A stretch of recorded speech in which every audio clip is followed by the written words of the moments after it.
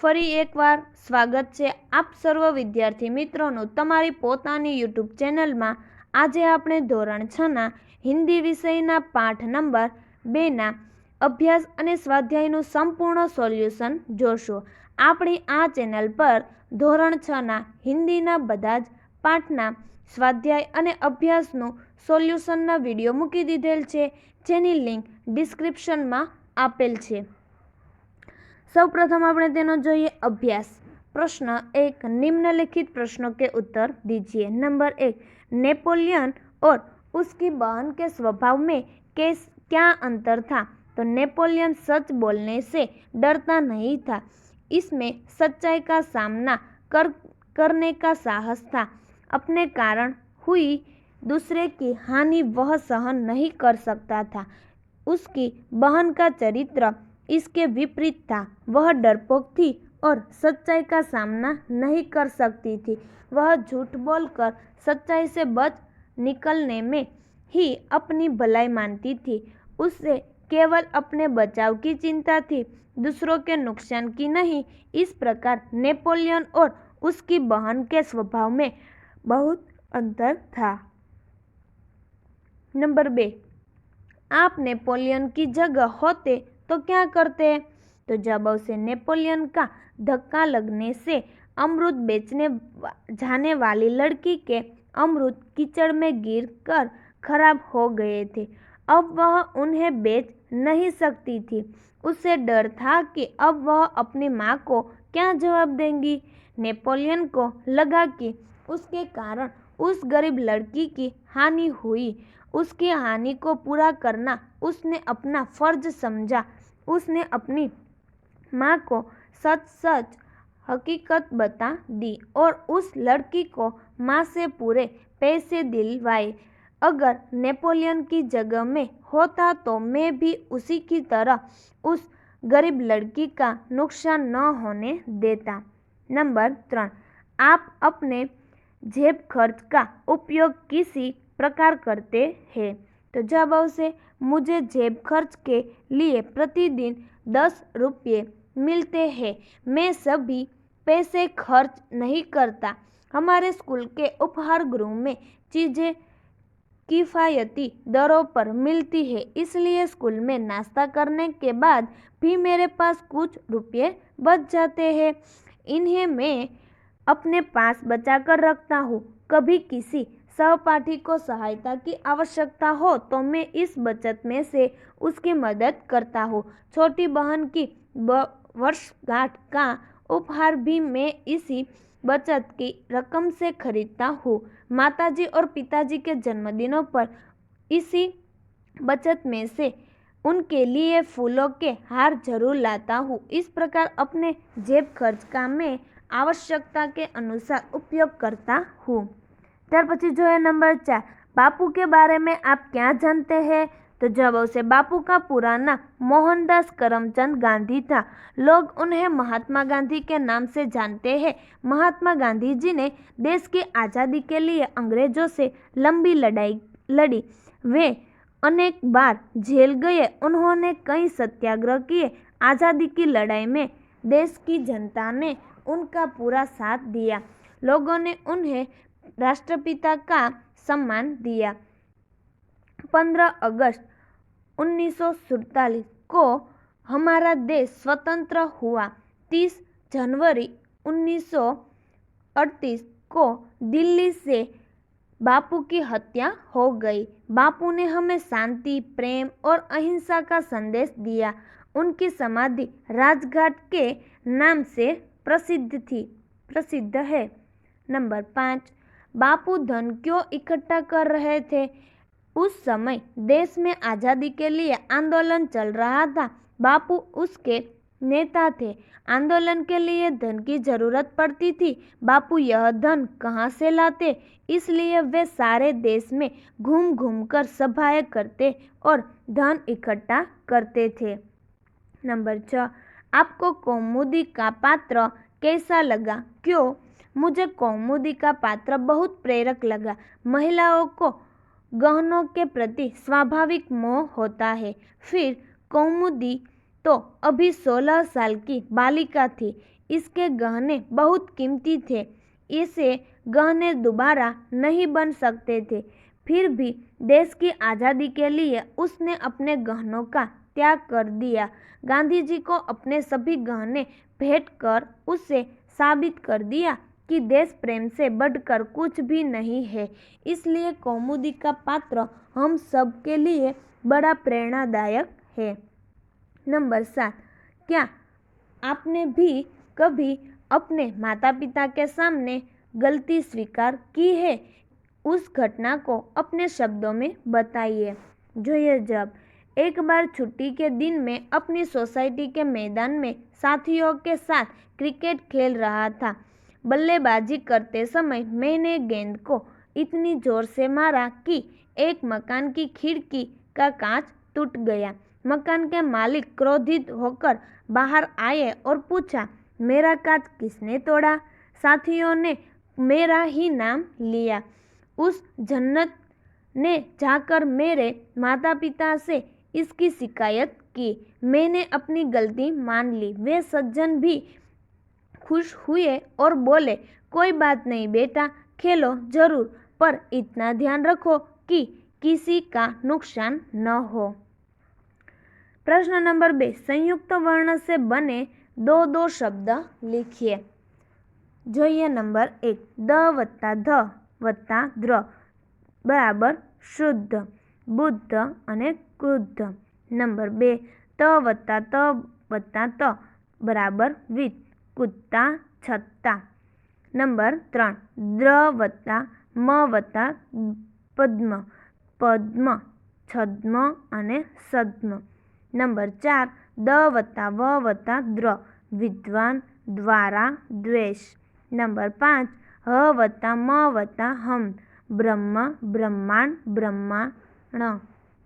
प्रश्न नंबर 3, निम्नलिखित विषय पर चर्चा कीजिए। नंबर 1, महात्मा गांधी और देश प्रेम। शिक्षक, शौनक, हम गांधी जी को क्या कहकर उन्हें मान देते हैं? शौनक, गुरुजी, हम गांधी जी को बापू और राष्ट्रपिता कहकर उन्हें मान देते हैं। शिक्षक, शाबाश, परंतु उन्हें राष्ट्रपिता क्यों कहते हैं? सुनील, गुरुजी, गांधी जी ने अपना सारा जीवन देश की सेवा में अर्पित कर दिया। उन्होंने अपने घर परिवार की चिंता नहीं की, केवल देश की चिंता की। रमन, उन्होंने कई सत्याग्रह किए और वे कई बार जेल गए। उन्होंने कई बार उपवास किए। देश को अंग्रेजों के शासन से आज़ाद कराने के लिए उन्होंने कोई भी प्रयत्न बाकी नहीं रखा। उन्होंने निस्वार्थ भाव से देश की सेवा की। सचमुच बापू महान देश प्रेमी थे। नंबर 2, इंसान अनूठा कब कहलाता है? शिक्षक, महेश, क्या तुम बता सकते हो कि इंसान अनूठा कब कहलाता है? महेश, गुरुजी, जब व्यक्ति कोई असाधारण काम करता है तब वह अनूठा इंसान कहलाता है, जैसे सरदार वल्लभ भाई पटेल।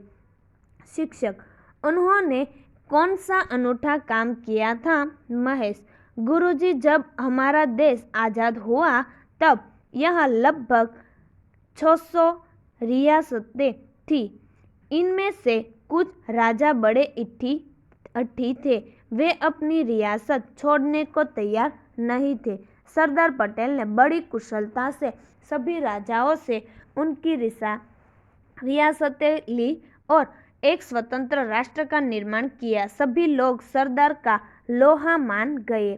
रौनक, गुरुजी, इसलिए तो सरदार पटेल को लौह पुरुष कहते हैं। शिक्षक, हाँ, सरदार पटेल लोखंडी इरादों के आदमी थे। सचमुच वे अनूठे इंसान थे। तुम अपने देश की सेवा कैसे करोगे? शिक्षक, विद्यार्थियों से। तुम लोग महात्मा गांधी, जवाहरलाल नेहरू, लाल बहादुर शास्त्री आदि नेताओं की देश सेवा के बारे में जानते हो, लेकिन तुम खुद अपने देश की सेवा कैसे करोगे? अंशुमान, गुरुजी, मैं कृषि वैज्ञानिक बनूंगा। मैं खेती के नए नए तरीकों का आविष्कार कर तरह तरह के अनाजों, दालों और शाक सब्जियां की पैदावार बढ़ाऊंगा। प्रदीप, गुरुजी, मैं इंजीनियर बनकर ऐसी तकनीक विकसित करूँगा कि जिससे सस्ते, सुंदर और मजबूत मकान बने। मैं ऐसा प्रयत्न करूँगा कि देश में कोई बेघर न रहे। कैसर: गुरुजी, मैं देश में फैले हुए भ्रष्टाचार को जड़ मूल में उखाड़ फेंकने का इरादा रखता हूँ। इसके लिए जो भी हो सकेगा मैं ईमानदारी से करूँगा। शिक्षक: मुझे खुशी है कि तुम लोग किसी न किसी तरह देश की सेवा करना चाहते हो। भविष्य में तुम्हारे हाथों में ही देश की बागडोर होगी। मुझे विश्वास है कि तुम लोग सच्चे देश सेवक बनोगे। प्रश्न नंबर 4, नीचे संज्ञा में बनने वाले विशेषण शब्द दिए गए हैं, उनका वाक्य में प्रयोग करके लिखिए। नंबर 1, धर्म, धार्मिक। मेरे दादाजी कोई न कोई धार्मिक कार्य करते रहते हैं। नंबर 2, रंग, रंगीन। शीला रंगीन कपड़े पसंद करती है। नंबर 3, लोभ, लोभी। लोभी आदमी से कुछ पाने की आशा मत करो। 4, भारत, भारतीय। भारतीय लोग अतिथि प्रिय होते हैं। 5, चमक, चमकीला। सोना चमकीला होता है। 6, शक्ति, शक्तिमान। वह सभी काम करने में शक्तिमान है। 7, गुण, गुणवंती। सुरेखा गुणवंती बालिका है। 8, बल, बलवान। भीम बहुत बलवान थे। नंबर 9, दया, दयावान। आप बड़े दयावान पुरुष हैं। 10, दर्शन, दर्शनीय। दक्षिण भारत में कई दर्शनीय स्थान है। प्रश्न नंबर 5, उदाहरण के अनुसार लिंग परिवर्तन कीजिए। उदाहरण में आपेલું છે पुत्र, पुत्री। नंबर 1, मेढक, मेढकी। 2, तरुण, तरुणी। 3, कुमार, कुमारी। 4, देव, देवी। 5, हिरण, हिरणी। उदाहरण तरीके साप, सापीन। तेना जेवा આપણે જોઈએ એવા શબ્દો। नंबर 1, कुम्हार, कुम्हारीन। 2, नाग, नागिन। 3, बाघ, बाघीन। ત્યાર પછી 4, ધોબી, ધોબીન। 5, ગ્વાલા, ગ્વાલીન। ઉદાહરણ તરીકે અહીંયા આપેલું છે મોર, મોરની। નંબર 1, શેર, શેરની। 2, જાદુગર, જાદુગરની। 3, માસ્ટર, मास्टरनी। डॉक्टर, डॉक्टरनी। 5, ऊँट, ऊँटनी। प्रश्न नंबर 6, प्रश्न नंबर 5 में जिन शब्दों के लिंग परिवर्तन किए हैं उनका वाक्य में प्रयोग कीजिए। हिरण, हिरण दौड़ रहा है। हिरनी, हिरनी दौड़ रही है। पुत्र, राहुल राजीव गांधी के पुत्र है। पुत्री, इंदिरा जी जवाहरलाल जी की पुत्री थी। तेवी रीतना આપણે વાક્યો જોઈએ। नंबर 1, मेढक, मेढक टरटरा रहा है। मेढकी, मेढकी टरटरा रही है।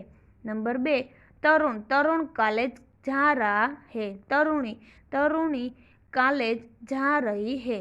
नंबर 3, कुमार, कुमार खेल रहा है। कुमारी, कुमारी खेल रही है। 4, देव, देव मुस्कुरा रहा है। देवी, देवी मुस्कुरा रही है। 5, कुम्हार, कुम्हार घड़े बना रहे हैं। कुम्हारिन, कुम्हारिन घड़े बना रही है। 6, नाग, नाग फुफकार रहा है। नागिन, नागिन फुफकार रही है। 7, बाघ, बाघ गरज रहा है। बाघिन, बाघिन गरज रही है। 8, धोबी, धोबी कपड़े धो रहा है। धोबिन, धोबिन कपड़े धो रही है। 9, ग्वाला, ग्वाला दूध ला रहा है। ग्वालिन, दूध, ग्वालिन दूध ला रही है। 10, शेर, शेर गरज रहा है। शेरनी, शेरनी गरज रही है। 11, जादूगर, जादूगर खेल दिखा रहा है। जादूगरनी, जादूगरनी खेल दिखा रही है। 12, मास्टर, मास्टर पढ़ा रहा है। मास्टरनी, मास्टरनी पढ़ा रही है। 13, डॉक्टर, डॉक्टर मरीज को देख रहा है। डॉक्टरनी, डॉक्टरनी मरीज को देख रही है। 14, ऊँट, ऊँट बल बला रहा है। ऊँटनी, ऊँटनी बल बला रही है। प्रश्न 7, चित्र के आधार पर चर्चा करके कहानी लिखिए। सच्चे मित्र। एक जंगल था, उसमें एक तालाब के किनारे कौवा, हिरण, चूहा और कछुआ ये 4 मित्र रहते थे। एक दिन हिरन घूमते घूमते शिकारी के जाल में फंस गया। कौवा, चूहा और कछुआ कहीं दूर चले गए थे। उसने मित्रों को आवाज दी पर वहाँ कोई नहीं था। कुछ समय के बाद कौवा आया। उसने हिरन को जाल में फंसा हुआ देखा तो बहुत दुखी हुआ। उसने हिरन से कहा, मित्र, चिंता न करो, मैं अभी तुम्हें जाल से मुक्त कराता हूँ। वह उड़ता हुआ चूहे के पास पहुँचा और बोला, चूहा भाई, जल्दी चलो, अपना मित्र हिरन शिकारी के जाल में फंस गया है। जाल काटकर उसे तुम ही मुक्त करा सकते हो। ऐसा करो कि तुम मेरी पीठ पर बैठ जाओ, हम जल्दी पहुंच जाएंगे। कछुए ने कहा, कौवा ठीक कहता है, तुम दोनों जल्दी जाओ, मैं भी बाद में आता हूँ। कौवा चूहे को अपनी पीठ पर बिठाकर ले आया। चूहे ने धीरे धीरे जाल काट डाला। कौवे ने दूर से शिकारी को आता हुआ देखा। उसने हिरन को सावधान किया। हिरन जाल से निकलकर भागा। चूहा पास ही झाड़ी में छिप गया। तब तक कछुआ वहां पहुंच चुका था। शिकारी के पास थैली थी। हिरन को न पाकर गुस्से में उसने कछुए को पकड़कर थैली में ले जाना चाहा, लेकिन तब तक कछुआ तालाब में सरक गया। शिकारी हाथ मलता रह गया। इस तरह कौवा, हिरन, चूहा और कछुआ चारों ने मित्रता निभाई। स्वाध्याय प्रश्न नंबर 1, निम्नलिखित प्रश्नों के उत्तर लिखिए। नंबर 1, नेपोलियन की बहन का नाम क्या था? नेपोलियन की बहन का नाम इजा था। नंबर 2, नेपोलियन लड़की को अपने घर क्यों ले गया? लड़की के अमृत खराब हो जाने से उसे नुकसान हुआ था। नेपोलियन माँ से पैसे दिलाकर उसका नुकसान पूरा करवाना चाहता था, इसलिए वह लड़की को अपने घर ले गया। नंबर 3, गांधी जी को सोने की चूड़ी देने वाली लड़की का नाम क्या था? गांधी जी को सोने की चूड़ा देने वाली लड़की का नाम कौमुदी था। नंबर 4, गांधी जी ने कौमुदी से क्या कहा? गांधी जी ने कौमुदी से कहा, तुम दोनों चूड़ियाँ देने की जरूरत नहीं है, एक ही चूड़ी लेकर मैं तुम्हें अपने हस्ताक्षर दे दूंगा। नंबर 5, हस्ताक्षर करने के बाद गांधी जी ने क्या लिखा? हस्ताक्षर करने के बाद गांधी जी ने लिखा, तुम्हारे इन आभूषणों की अपेक्षा तुम्हारा त्याग ही सच्चा आभूषण है। प्रश्न नंबर 2 क, अपने गांव में घंटी और आंखों देखी घटना के बारे में लिखिए। मेरा गांव जंगल के पास है। कभी कभी जंगली जानवर गांव में आ जाते हैं।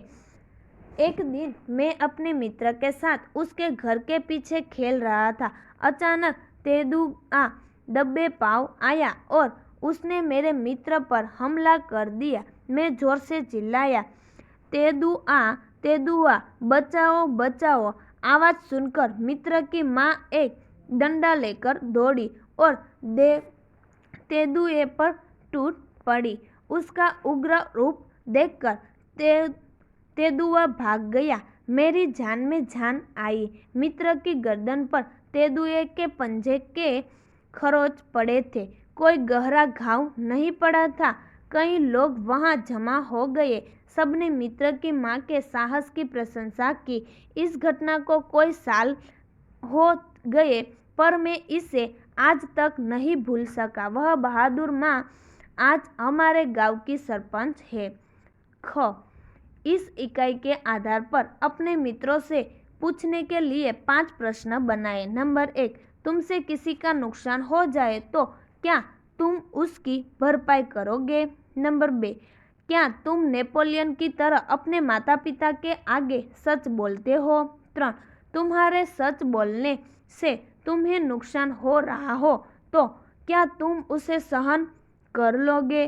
4, तुम देश के लिए क्या दे सकते हो? 5, तुम देश की सेवा किस प्रकार करना चाहते हो? प्रश्न नंबर 3, विराम चिन्हों का उपयोग करके परिच्छेद फिर से लिखिए और अनुवाद कीजिए। અહીં જે પરિચ્છેદ આપેલો છે તેનો આપણે વિરામ ચિહ્ન સાથે જોઈએ। तो दुर्गावती बचपन से ही बहादुर थी। पूर्ण विराम। उन्हें युद्ध करने में अपूर्व दूरदर्शिता, अल्पविराम, अटूट साहस और स्वाभिमान जैसे गुण विरासत में मिले थे। पूर्ण विराम। जहाँ वे सुशील, अल्पविराम, कोमल, अल्पविराम, अति सुंदर और भावुक थी, अल्पविराम, वही दूसरी ओर वे वीर, अल्पविराम, साहसी और अस्त्र शस्त्र चलाने भी निपुण थी। पूर्ण विराम। शिकार खेलने में उन्हें विशेष रुचि थी। पूर्ण विराम। वे तीर और बंदूक का अचूक निशाना लगाने में भी कुशल थी। पूर्ण विराम। જોઈએ તેનું અનુવાદ તો દુર્ગાવતી બાળપણથી જ બહાદુર હતા. તેમને યુદ્ધ કરવામાં અપૂર્વ ધૈર્ય, દૂરદેશીપણું, અખંડ સાહસ અને સ્વાભિમાન જેવા ગુણ વારસામાં મળ્યા હતા. જ્યાં તેઓ સુશીલ, કોમળ, અત્યંત સુંદર અને ભાવુક હતા, ત્યાં બીજી બાજુ તેઓ વીર, સાહસી અને અસ્ત્ર શસ્ત્ર વાપરવામાં પણ કુશળ હતા. શિકાર કરવામાં તેમને વિશેષ રુચિ હતી. તેઓ તીરથી અને બંદૂકથી નિશાન તાકવામાં પણ કુશળ હતા. તો આ વિડીયોની લિંક તમારા દોસ્તો અને મિત્રોને જરૂરથી શેર કરજો. આપણે ફરી મળીશું પાઠ નંબર 3ના સંપૂર્ણ સોલ્યુશન સાથે.